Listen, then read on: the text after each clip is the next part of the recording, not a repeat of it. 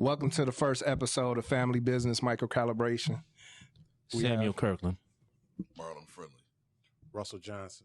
Franklin Wilkerson. And I'm Anthony Pete.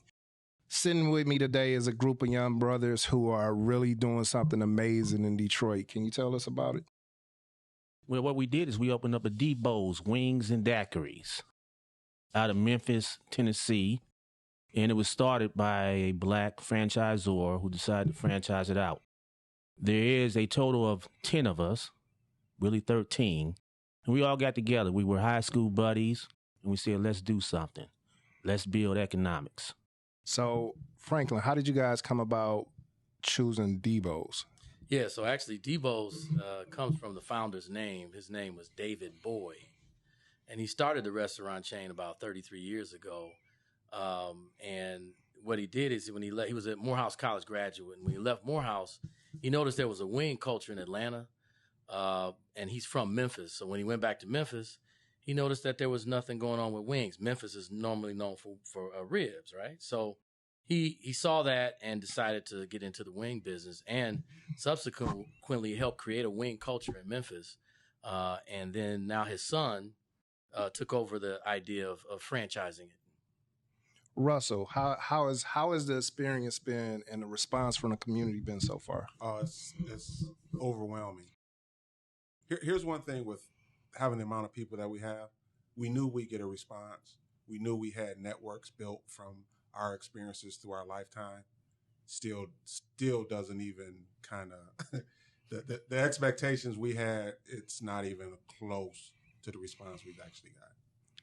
So tell me what it's like with 12 of you guys who grew up. How did that come about? Like, how did you guys actually get together and really become one and actually implement and do this? Tell me about the process with that. Long story short, the majority of the group are classmates. Even though we all went to the same high school, but the majority of the group was classmates. Me and Sam came out a year after. Went on a trip to celebrate their 50th birthday. During the trip, Frank, I call Frank the mad scientist. He presents the idea of, we are all somewhat experts in our own field.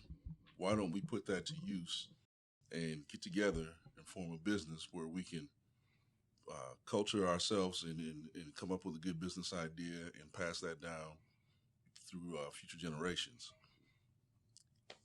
Decided on yes, came back home, and everybody just kind of went from there. It's been rolling. Nice little steamroll. Yeah, that's how Brother, I got to interject in there right there now. Here we go.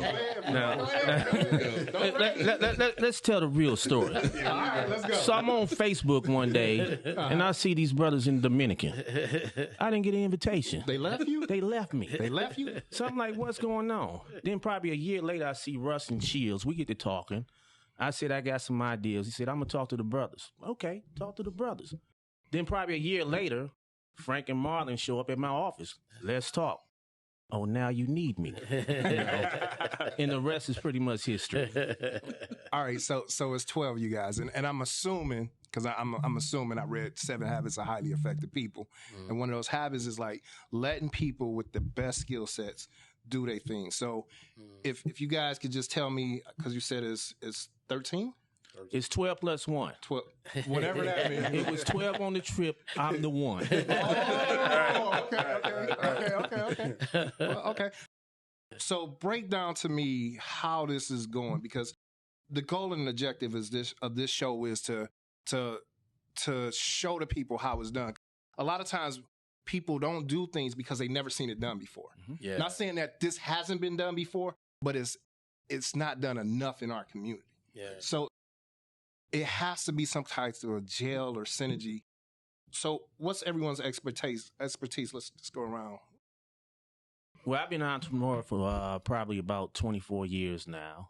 I have a logistics company, real estate company, a couple other restaurants. I'm a serial entrepreneur, and I believe that we shouldn't work for anybody else. And I brought my kids up to have that type of thinking, and they all have their own business now.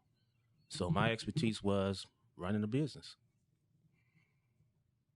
And the expectation in our community is, or the old thought is, Black people can't get along long enough to do something creative or do something worthwhile. And it's not true, but you don't see enough of the success stories behind that. I mean, we've gone to high school. This is, I'm not going to say how long, but many moons ago. We've kept in contact with each other throughout the years. We're still friends. We know how each other are. So it's not that worry of, well, I wonder if he's going to do this. No, we know exactly what they're going to do because we know each other. And plenty of people hold relationships like that. They just never culture that and nurture that to actually do something positive with it. Yeah, so to kind of piggyback, kind of answer your question, I'm pretty much been a corporate guy. Worked at a telecommunications company. Now I work for an insurance company. So for me, it's been the whole, corporate thing of managing and that kind of stuff. I have a degree in HR. Haven't used it in my day job, so to speak. So when this came together, somehow I get the role of being the HR guy. So I guess I finally get some experience in what I have a degree in. And just I want to go back to Marlon. Just tell him your background. What's your strength? 18 years military, retired federal law enforcement. So my background is Homeland Security, basic security, law enforcement, all that good stuff. So you do the hiring, and you coming in, and you doing the military. Yeah. And I want to add to him active duty. So he's been in a few tours. Oh wow! Yeah. Yes. Welcome home. Thank you. Yeah. Thank you. So for me, I'm actually again a guy that's been in corporate America for my whole career. Sales, marketing has been my thing. I worked for Fortune 500 companies, and then also we owned a franchise before this called the UPS store many moons ago. Boo. The same group? No, not the same group. There were elements of some of the people in that group. But that was kind of the beginning of this idea of coming together and pooling our resources and our skills to try to go into business together. So fast forward to where we are now, what we really learned, Anthony, is that there's a lot of myths that are given to our community that we buy in. And Marlon touched on them, friends in business don't work, and African Americans in business, and all these different things that are just not true. And when you look at other cultures, they embrace each other to a fault because it's not about the individual. It's about the culture as a whole, right? And that's kind of the spirit of what we've represented ourselves to be is you can be as smart and as accomplished as Sam or Marlon or Russell, but you're just one person. 13 of us come together.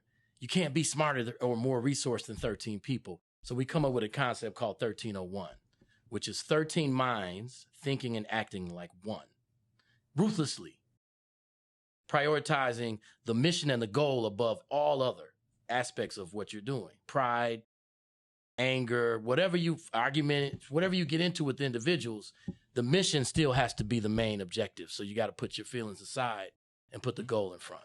So how long did it take for you guys to come up with this and actually from the discussion, the planning to implementation? Yeah, I'd say the trip we went on was 2019. That was 2019. 2019. Mm-hmm. So that was kind of the beginning of where we are now in 2022. So it took a good 3 years. We just opened the Debo's restaurant 3 weeks ago as our first major business endeavor. And I tried to come over the weekend, and it was a 2.5 hour week. Right. Yes, sir. Right. And I'm like, man, this is wings. I mean, these wings must be fire. And they are. They are. I went to the car. I was like, hey, Frank, man, I'm trying to be here. But, he didn't even give me any special treatment. Like, yo, man, I'm going to make a call so you can come and get you a daiquiri. But he didn't do that. And that's funny, too, because that with the amount of people we have, that's kind of been taken out of the equation. Because we're all treating everyone the same. Because there's so many people, you can't put yourself in a position of, yeah, I'm going to get my people in. No, I'm going to get my people in. That'll never work. So I told my mama it's a 2-hour wait. Exactly. So actually, that being a collaboration actually helped kind of eliminate that because we're all on the same plane. Wow. And so we got to treat everybody the same way. That is amazing, and no egos or anything in a way. Mm-hmm. How are you guys able to do that? Is it the mind state of the individuals, or how are these checks and balances going, or just a synergy? Tell me about that. And honestly, I don't even know if it's anything that's really planned. It just kind of flows that we kind of, my military saying, one team, one fight. We just kind of jump in. Something needs to be done. Someone jumps in. We know something else needs to be done. We know someone has expertise in that, push it their way. We get together, and a lot of our meetings, even though structured as they are, they still seem like we're just hanging out talking, but we're actually getting business accomplished. So he mentioned the UPS store, and you laughed. Tell me, why did you laugh? Because I've been a contractor for FedEx, and I'm also a contract with Amazon. UPS doesn't contract, so they can keep that garbage. Yeah. So, and I think to go back and answer your question about how do we do this, I think we all had a mindset. Number one, I'm gonna offend a lot of people. 401ks are for suckers. So the thing is, you're putting in this fund here, you're letting people invest your money, and you're happy if you get 7% back. But if we go start our own thing, we can get 100% back and just keep investing in ourselves. So and the other thing is, my other slogan is, no one wants to be a Walmart greeter. So if you don't have enough money saved up or money coming in, that's going to be your role. So not only do we want to build something for our legacy, but we want to be secure in our retirement also. Indeed. And I think this is the first step in getting there. Like I said, it was a 2.5-hour wait. What's the slow day?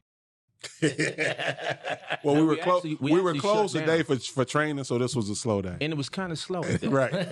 But people were still coming to the door, and they were disappointed. I think a lot of people were cursing us out because we were closed. Yeah. But what they have to understand is we're trying to get better and better. Yeah. So when we see weaknesses or opportunities, we huddle up and discuss how we correct that action.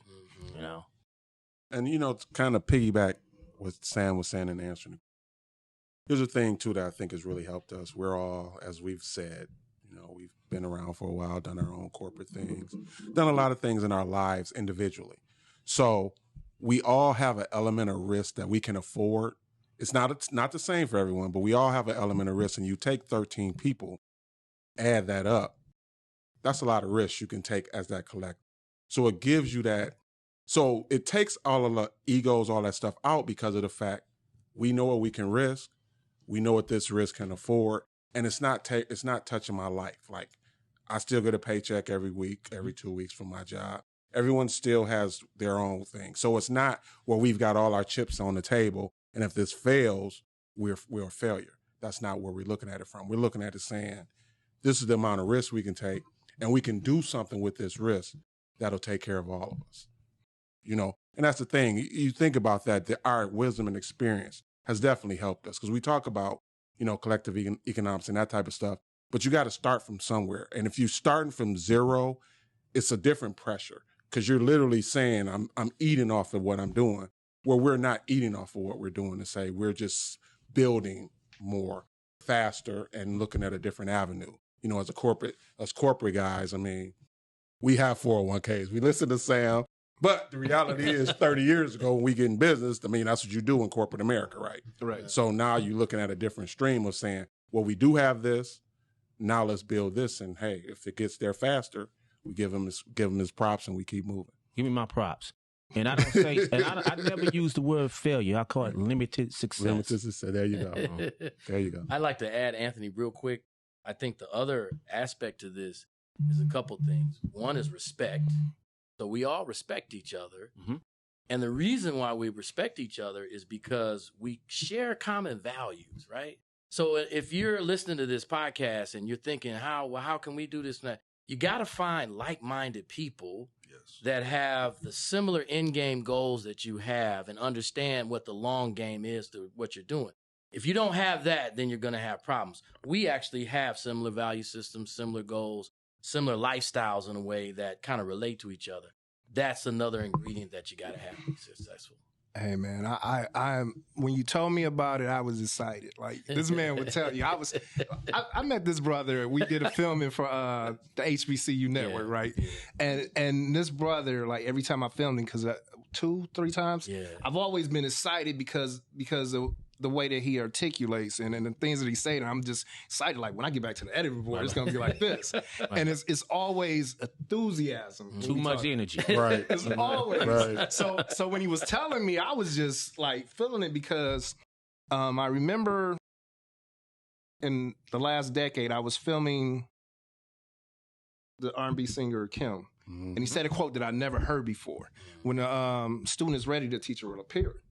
And like I've been saying for years, I have been trying to galvanize my community in different sectors for this very thing. So at minimum, and I asked him, I was like, hey, how can I join?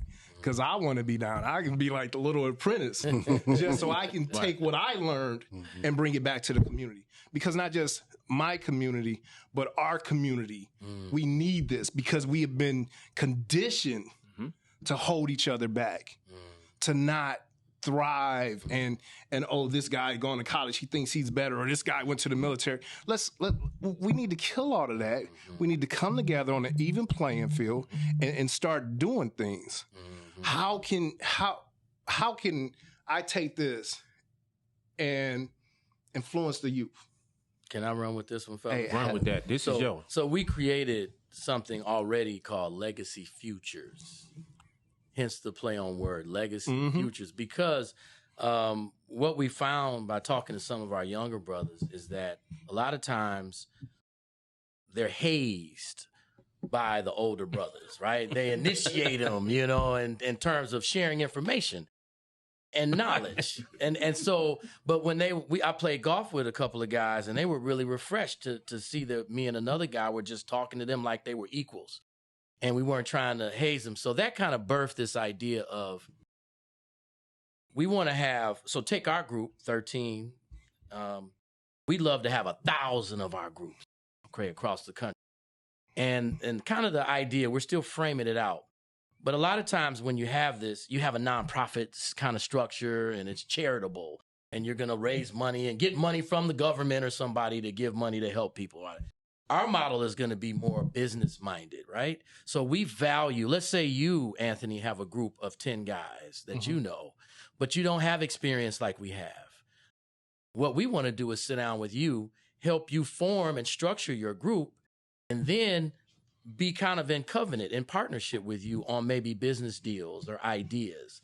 And then now you're in business with us, kind of in a joint venture structure or whatever, however we frame that out. But the idea is that you would now be part of what we call the economic ecosystem. Everybody that touches our group now has the ability to be a part of what we've created. It's not enough for us to just be successful. And that's a lot of what happens in our community too. 1 or 2 people make it. You go on social media right now and it's full of eyes. Look what I did. Look at my title. Look at who I am. It's not full of a lot of we.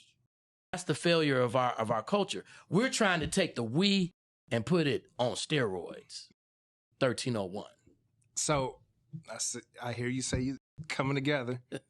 I'm like, if I'm at home, I'm listening. Yeah. It sounds like you got something. Where are the people supposed to go to get this, or is it still in the phases? We're still framing it out because we just opened the restaurant 3 weeks ago. Okay. And so the idea is to really get the foundation of the restaurant established, because we just don't want to come to you talking about what you could do. We want to show you what you could do and then kind of build out that phase. So we're probably about, I would say, 3 to 4 months maybe away from beginning to start the Legacy Futures program. So there'll be more information. We'll have to come back on the show and talk about that next phase. But it's definitely part of our brand and part of our vision. And we'll probably start it just through community alliances, right? So have charitable giving opportunities with certain organizations that match our brand. The Omegas. We have some Omega. We have some Qs in our midst. Also, I went to Morehouse, so the HBCU community is another one that we value. So some of these areas will probably be a beginning for us. It's interesting that you said that a lot of people on social media and a lot of us have that we mentality. I remember a few years back, I was, matter of fact, 2015, I watched a sermon by T.D. Jakes, and it was a sermon to entrepreneurs. And he said, the problem with your dream is that you're trying to do it by yourself. Ooh. And he talked about the importance of partnerships. And he talked about how Oprah partnered here and how he partners here and how they have absolutely nothing to do with that. And just like my brother to my right, I'm a serial entrepreneur. I have 4 businesses, 3 that's active. And my business has started to take a change when I start partnering with other people. So I called my one friend who's been doing the same thing I do, say, hey, you have this company, I have this company, let's partner together. And since we both have had growth. And on another one, my other one that is dormant right now, I had a friend who had a clean out company who did the houses. Talked to her, I said, hey, let's go. She said, I'm putting together the deal. We're going to do this. We're going to get government contracts. That's what I had before. Let's do this. And even though you're sharing the wealth, but you're getting more. And then you also have more knowledge to something that you may lack in. Well, there's like an old saying, and I'm probably getting it wrong. It's like the nickel bag mentality. That's Sam's thing. The game is sold, not told, something along that line. Yep.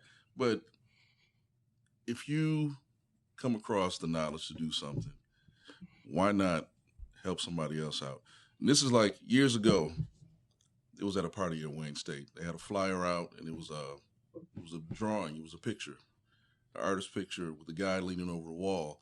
And I think the title of the actual drawing is "He Ain't Heavy," and that always has been my thing. You know, if I can help somebody out, if I can help a brother out, why not? And Sam injected the nickel bag mentality in there. You know, you don't have to take chunks out of everything, but you know, nickel here, nickel there, nickel there. We wouldn't say where that mentality was originated from, but it's true. If you can chip away at something, then you're putting your veins out in many different lanes rather than just concentrating. It's the old eggs in one basket type thing, but it's better than that.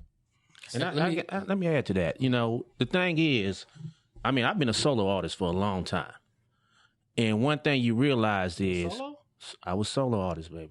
So one thing you realize is certain things that you're not strong in, or you have a weakness or whatever, opportunity, however you want to phrase it. So what I would do is I would hire people for those positions to fill those voids. But now when you do a partnership, you have 13 people. We're not weak in any area, it's 13 people. And not only that, you have people who invest in it. So it's not just your dream or vision anymore, it's all of our visions. So when you have somebody invested financially and they had the expertise in this area, we're unstoppable. 13 on 1, we are unstoppable. And I need to add that, you know, it's not just, we're not restaurateurs. This is not our groove, whatever. We look for opportunity. So we also have, you know, opportunity that we're doing in the real estate market. So we're not just limited to one facet of life. Because we have 13 minds working together, we're taking advantage of any opportunity we can find. Yeah, there'll be more on the floor. Yeah, I was just going to say, too, going back to what Marlon was saying, too, you know, it's one of these things where you got to understand the value of, like what Sam is just saying and Marlon, is spreading ourselves out in such a way where we don't have to carry everything on our back. Oh, that's a big problem for African-American businesses. And I think it's historical. We're so used to fighting and for everything we get, right? Because of the way society has made it for us. This goes back to slavery. That it's just almost, even the franchise that we're dealing with, that's kind of how he had to do it. So even letting us kind of come in, it's like letting go of something. But we've leveled him up. Right? To Spam's point, because of our ideas and our vision, we're taking his original concept and we've exploded it way beyond what he ever imagined it to be. And so the idea is, and I'm saying this to all the people listening out there, if you're an entrepreneur, you got to realize that there's an opportunity cost to trying to do everything for yourself. And you don't need to eat everything on the table. Make the table bigger. And then you don't need to be as big a piece, but you got to make the table bigger. We're 13 people, but we're not in a restaurant to do $1 million or two. We may be in here to do $10 million, right? But I can't do $10 million by myself. I need these guys to do that. Absolutely. In the words of Snoop Dogg, ain't no fun if the homies can't have none. So you guys have been jam-packed for the last 3 weeks. The community's buzzing. Who's all come through the doors? You want to talk on that one? I've been running my mouth. Right. You go ahead, no, it's. I mean, here's the amazing thing. What's going on right now? To answer your question, just specific, our networks, just our friends and family, and people that they know. We've done no advertising. We haven't even had our grand opening. We just, March 1st, we opened the doors. That was it. Mm-hmm. We put a couple of us that are on Facebook, put a "we're open," had a little thing. This is again, it's 13 people saying, "Hey, I got a network. Let's put our networks together and make a bigger network and see what happens." And this is all we're at right now. So who's come through the door? Everybody that we know. That's our friends, our families, our networks that have went out. We've satisfied them as customers. They brought other people. It's funny. I have an older brother. What do I call him? He's our favorite customer. He comes in every day. He has a great name. His name is Sam also. Okay? He comes in every day. It's funny that you say that because last week or the week before last, I got a text in a group text that I'm in, and they was like, "I'm going to Debo's." So I was like, "Oh, yeah. Okay." So Anthony, go ahead. But the ad, we've had 2 mayors come in. We had probably at least 4 people from Lansing come through, and like Russ said, a bunch of friends, family, fraternity brothers. I should say the bros, because I don't, the bros have come through, and the others as well. So out of 13 you guys, how many different organizations outputs are there? So you are a member of Omega Psi Phi Incorporated. And you are a member of Federal Law Enforcement Officers Association, Veterans Association, many different, also coach high school football along with which school? Coach Johnson over Southfield. Southfield. Of course. Southfield High. Yes. And it's crazy because we've had a lot of our former players come in that's made us feel a little old the last 3 weeks. Yes. Like they're coming in with wives, kids, and Oh, yeah. It's a beautiful thing. Mm-hmm. And that's one thing, the support from, thank you for those listening from Southfield High. The support from Southfield High alumni has been outrageous. It's been outstanding. Never could have thought of anything like that before. But, it's a close-knit community, no matter how far they go, no matter how far away they move, it's still a certain bond there with the Southfield High alumni. They've been truly supportive. It's a blessing. And I'm sure this brother with his Morehouse brothers. Yeah, Morehouse Alumni Association, and also the Detroit HBCU Network. It's a great network. To name a few. That's like being in a fraternity right there, Not quite. I'm just saying that for Robert. I butchered that word, but you know what I mean. But I find that those of us who are in fraternities or who have gone to a HBCU, it's like that. It's that bond, and it's like, hey, no matter what, I see somebody with a Morehouse or I see somebody with a FAMU shirt on, I'm going over and embracing them like they one of the bros. I got to say this too, Anthony. We actually had a really special guest this weekend in having Lieutenant Governor Garland Gilchrist come. And he came when we weren't open because he wanted to have an intimate conversation with us. So we sat down with the lieutenant governor, the first black lieutenant governor of the state of Michigan, and had a chance to talk to him like everyday people. And it was so powerful because you had nothing but black men in the room with all of these different titles. And he came into our business to talk to us. And so I personally was very proud and very just moved by that. And also, it wasn't just a tour stop. what we represent is part of what he represents, and some of his ideas and his he wants to build, and I think we're going to have a bigger role in being a display for that kind of movement. So powerful scene Saturday. Yeah, it's not just a restaurant what you guys are opening. This is important work. Yeah. Yes, sir. I mean, this is important. Just imagine if this outreach to the bros, to military, to corporate, and then everybody just started doing this, we won't have to rely on the white man anymore. You know, it can be that deep and that powerful and that impactful. And you know, another part of it, I have another saying out here: if your kids aren't better than you, you failed. You know, unless you're Michael Jordan. But I think that's another thing because I mean, we brought our kids into business. They help work. You know, they're learning about entrepreneurship, and we hope they follow in these footsteps. You know, the crazy thing is, my youngest daughter went to college, did a 5-year program, MBA, at Hampton University. When she graduated, I had a job lined up for her and everything. She came to me and said, "Dad, yeah, I'm going to start my own business." I'm like, well, you know, why don't you work and do the business at the same time? And as your business grows, then you leave corporate America. You know, I got the thing, you just don't believe me. I said, you know what? All right, do your thing. And she did well with it. She has a personal fitness business. She teaches classes online. She has, you know, Airbnb business. And I'm like, okay, well, my eyes are now open, you know. So sometimes you got to believe and have that faith in your kids. And you got to say your vision for your kids is not necessarily their vision. So sometimes you got to sit back and watch. You know, my youngest son is the youngest Amazon contract in history. Came out of University of Michigan at 20 years old.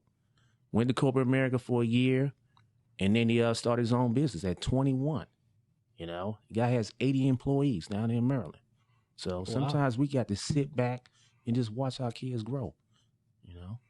So how are you supportive in that? Because once you said you can't do it, what made you shut up pretty much and support her?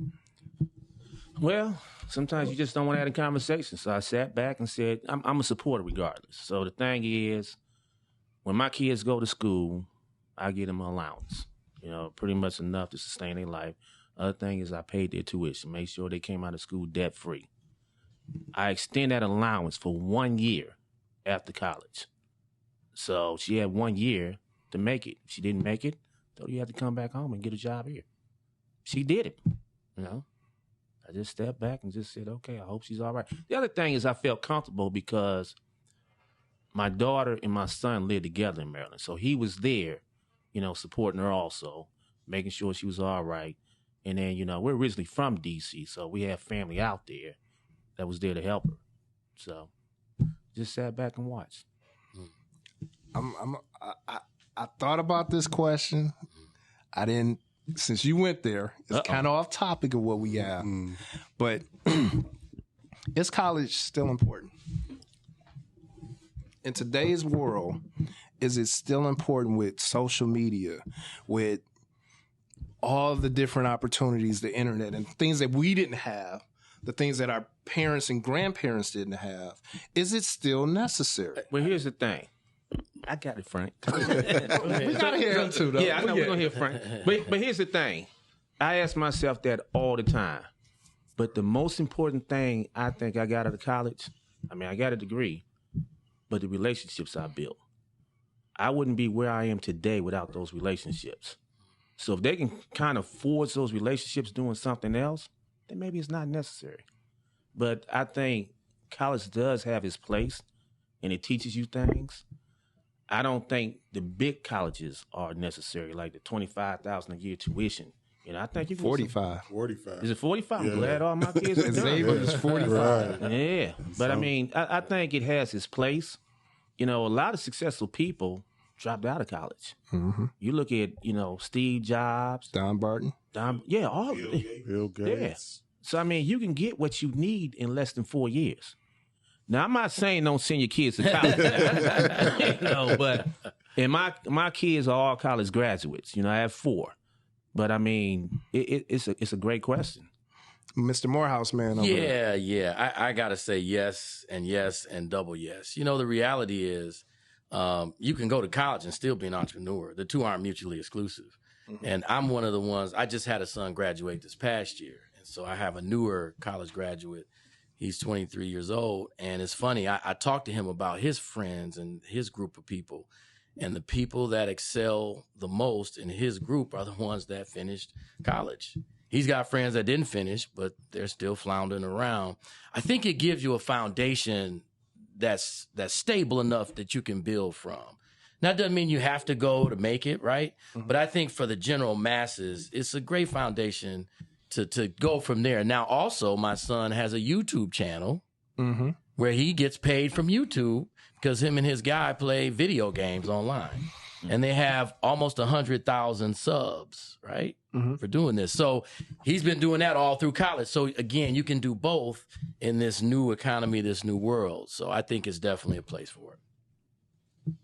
So here's what today's kids, college is important, but it's in a different model because they're a lot freer. And here's my child's story. So my youngest daughter, she went to the University of Toledo, graduated. I think she's been out of college 4 or 5 years or so. She's had probably like 12 jobs because she looks at it as college is a foundation to say I can always get a job. But she's real clear on if I'm not happy, I'm not going to be here. We 30 years ago, I mean, outside of Sam and, caught the bug earlier, but like Frank and I, you get into corporate America, you do 20, 30 years, however you're going to do, and you've got that foundation from that college and you just stay somewhere. Where the mentality of the kids now, they're into, I want to travel the world. I want to have free time. I don't want to work 80 hours every week, that kind of stuff for someone else. So, but to have that mentality, you use that foundation of saying, look, I have this piece of paper that I can come work anywhere I want to, but I still want to have a freer life. So, I mean, like November of last year, my daughter just picks up and moves to Georgia to go work for Pepsi. That's November, right? We're in March. She's about to start her 3rd job. So again, it's that whole, I have this piece of paper that says I'm qualified to do things, but my life is important to me. So I'm going to do this for you until I don't like you anymore.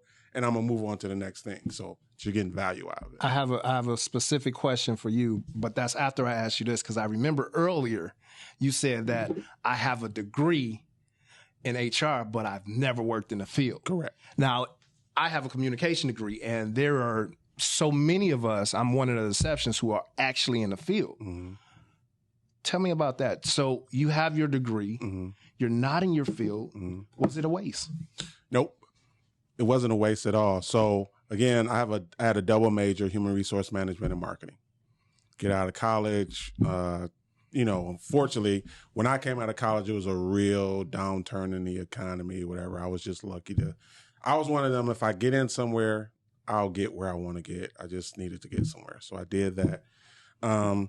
As I started growing, I got into management positions, doing various different things. And HR, to me, HR is a people thing, right? Because it's not just hiring employees, it's training, it's interviewing, it's various things that I found valuable in some of my positions. Like managing people, having an HR degree is a real asset. And I've managed people for 20-something years. So it's allowed me to use my skills. I think the thing with when we get degrees and you get a specific major, sometimes it limits you of what that major really means. Because initially my thing was HR means I've got to be an HR person versus saying I'm using the skills I learned from my HR classes to be successful in what I'm actually doing. Yeah. So I say I haven't used my degrees from the sense of I've never had a title of HR anything or marketing anything, but I've done a lot of things with those skills I learned to be successful at what I was doing. Great answer. So there's other avenues. Everybody don't have to go to college. There's trade school, which in itself is pretty much the same thing as college without the fluff of the first 2 years. Right. But there's another aspect that help with develop and grow us, and that's the armed forces. I can't even fathom what that's like. You know what? I have absolutely no regrets about going into the military. And there's actually another one of our members that went to the military too. And I always tell the story that when I first went into the military, I had basic training around Thanksgiving, and he was stationed down there. And him and his wife came pick me up from the base. I spent Thanksgiving with him and his wife. And that always meant a lot to me. And it was just another example of how, we went to high school together. We're in a whole different state, but yet high school friend is there, him and his family. They take me in, let me share Thanksgiving with them. A lot of people say, and I face this question actually a lot from parents of the football players that we coach. They have to understand that the majority of kids are not going to the NFL. It's perfect and it's great if you go get a free college education and you can work that out. But if you don't go to the NFL, you're not a failure. You've got a free degree that you did not pay for. Some of the kids don't end up going to college, and they actually pick the military. And their parents are like, well, is that really a good thing? It's a great thing. Just be smart about it. Military for me, I got a chance to travel the world. True enough, I got shot at a couple of those places, but I got a chance to meet different people. I got a chance to see different things. I've gone all over the world, and I have no regrets about it. And it's actually given me some discipline that I did not have when I was younger. And that helped a lot. So I would never discount the military. It's what you get out of it. When people ask me about it today, my experience now is I tell them, don't be like me. Yeah, I went to the military, but my father was a Vietnam vet. And when I was going away to the military, he said, do not get a combat job. Don't go to the Army. Don't go to the Marines, because they're going to put a rifle in your hand, and you're going to be a grunt. So I go to the Air Force. I got a high enough ASVAB score. I go to the Air Force. They flaunted some things around me, some special operation things around me, and I was like, oh, that sounds like fun. And I ended up going to combat. My father's like, you big dummy, I told you don't go to combat. And I should have, in retrospect, I should have actually taken advantage of that, gotten some technical skills, but no problem. So now when I talk to the kids that are contemplating maybe military service, yes, it's a great thing if you use it for what it's there for. You can go into the military, you can get education and get a paycheck at the same time. And then when you get out, you're going against this college kid that has all the education, but he doesn't have the experience of actually doing the job. So it gives you a little bit more of a heads up. Plus, military is the biggest fraternity out there. Next is law enforcement. Throw that one out there. So it actually gives you a networking system that is unlike any other. And it transcends a lot of different things and it gives you experience. It's a beautiful thing, but it's what you make out of it. And I'm glad you touched on that, because I don't think a lot of people are aware that you can actually come out with professional positions through going through the military. I had one friend who's now deceased, God rest his soul. He went to the military, and he came out as an engineer. Mm-hmm. So that's one thing I think a lot of people don't take into consideration. However, college for me, although, like I said, I'm one of the blessed ones to be in my field, but for me, it was an escape from Detroit. Right. And initially, I went to Wayne State University, but it was just something about that HBCU that was calling me.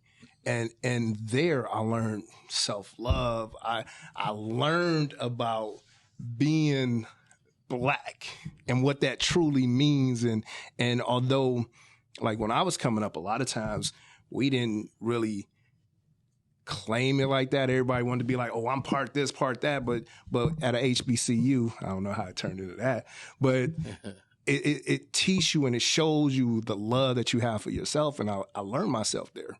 I've always been different from my family. And even when I got there, I was different, but I found myself. I found who I was. And even with my major, I was walking on campus, and it was like that building was calling me every day, and I walked over there and fell in love.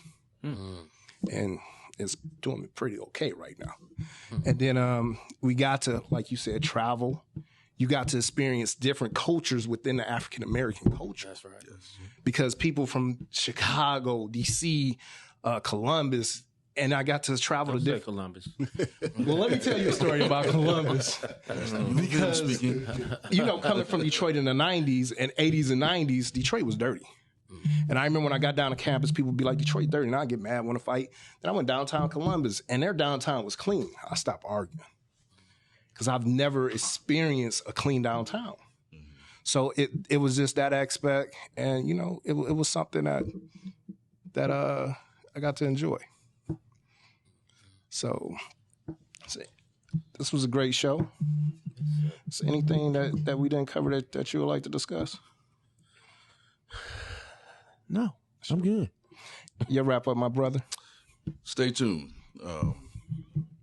I know that this is probably the first big thing that we've all done, but it's not going to be the last, guaranteed. Definitely.